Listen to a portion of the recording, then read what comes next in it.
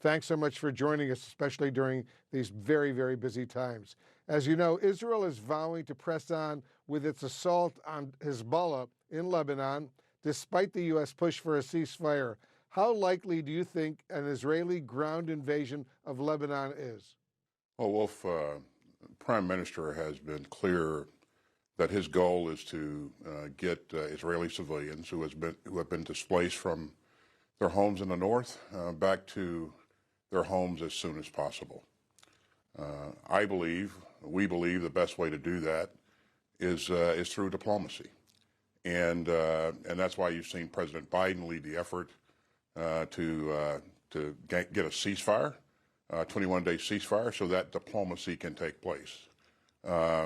So we would hope that we don't see a ground incursion, because if that happens, there is a chance that the conflict could broaden into what could be a regional conflict.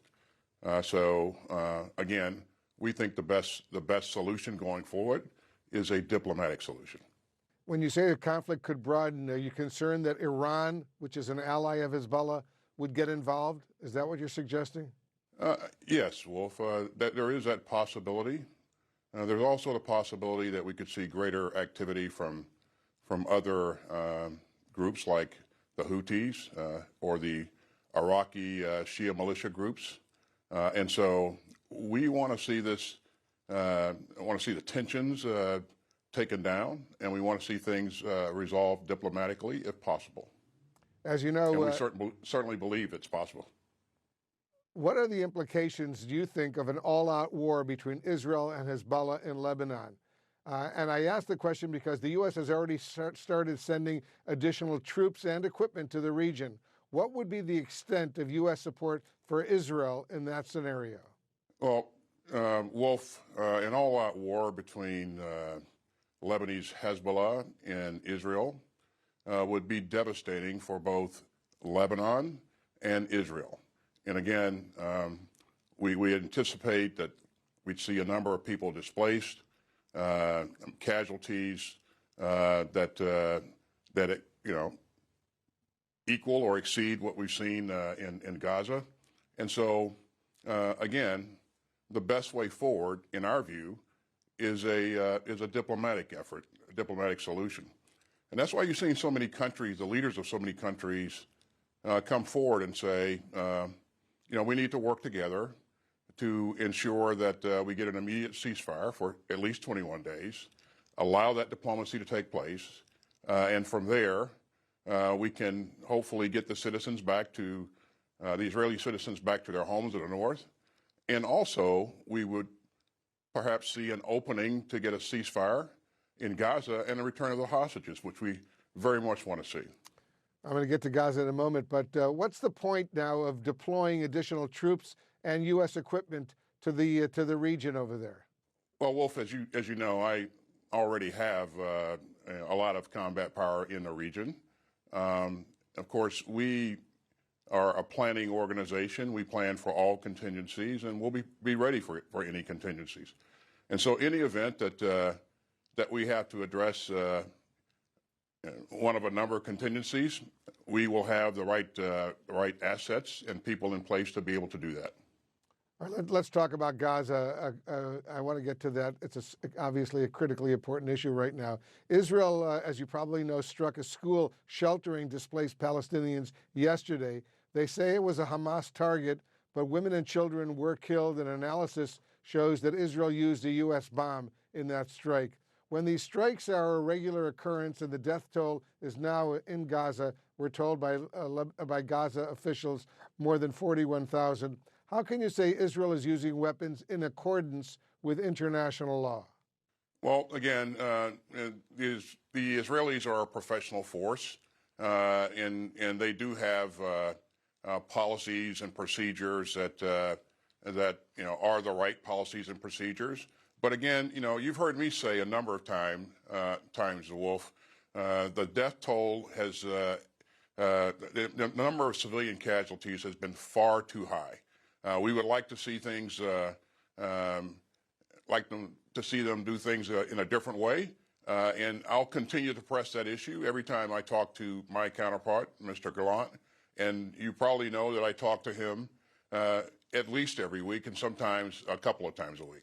And you think you're on the same page with him, or is there conflict there in your conversations with him? There's not conflict, Wolf, but again, I continue to believe that the civilian casualty rate is too high, and things can be done a bit differently in terms of their approach. This month alone, Mr. Secretary, Israel has struck at least 10 school shelters. We're talking about in Gaza. It struck the designated safe zone of El Mawasi and near 3 polio vaccination centers. Does that pattern amount, from your perspective, to a violation of international law? Wolf, I think we have to remember what's happening here. Hamas deliberately uses civilians as shields. It places its headquarters and its logistical sites underneath schools and hospitals and you name it. Again, it has done that from the very beginning, continues to do that, and that's what makes this very difficult situation even more difficult. Hamas, I call upon Hamas to cease in that type of activity, and I believe if they do, then we'll see a different outcome in terms of the types of civilian casualties that we've seen. As you know, Israel now says it has just secured an additional $8.7 billion military aid package from the United States. Does it concern you that despite this unwavering U.S. support, Prime Minister Netanyahu undermined the Gaza ceasefire talks and is ignoring U.S. calls to de-escalate right now with Hezbollah in Lebanon? Well, if we're going to continue to work with their diplomats, we're going to continue to work with their leadership to do everything we can to get a ceasefire so that diplomacy can take place. And we've been clear from the very beginning that we're going to support Israel in its efforts to defend itself. We've done that from the very beginning, and we're going to continue to do that going forward. President Zelensky is still urging the U.S. to give permission to strike deeper into Russia with U.S. weapons.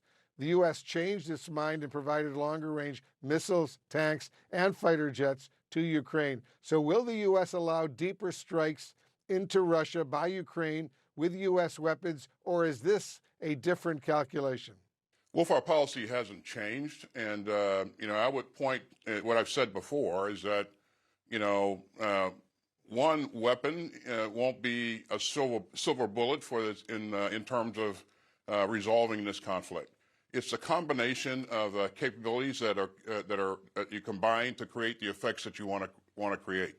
Now, we have been focused on providing Ukraine what it needs to be able to successfully defend its sovereign territory from the very beginning, and that's why I brought together some 50 countries some 2.5 years ago to meet and discuss how we're going to continue to provide security assistance, and we've done that consistently every month. We meet every month, either in person or virtually, and our support to Ukraine has been unwavering. We're going to continue to focus on giving them what they need to be successful on the battlefield. And again, one specific weapon won't be the answer to every problem on the battlefield.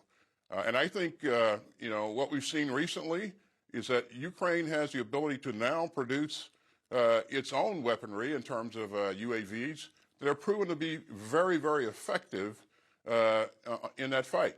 And some of these UAVs can range out beyond 400 kilometers, which is beyond the range of ATACMS or Storm Shadow or anything else that we would be able to provide them.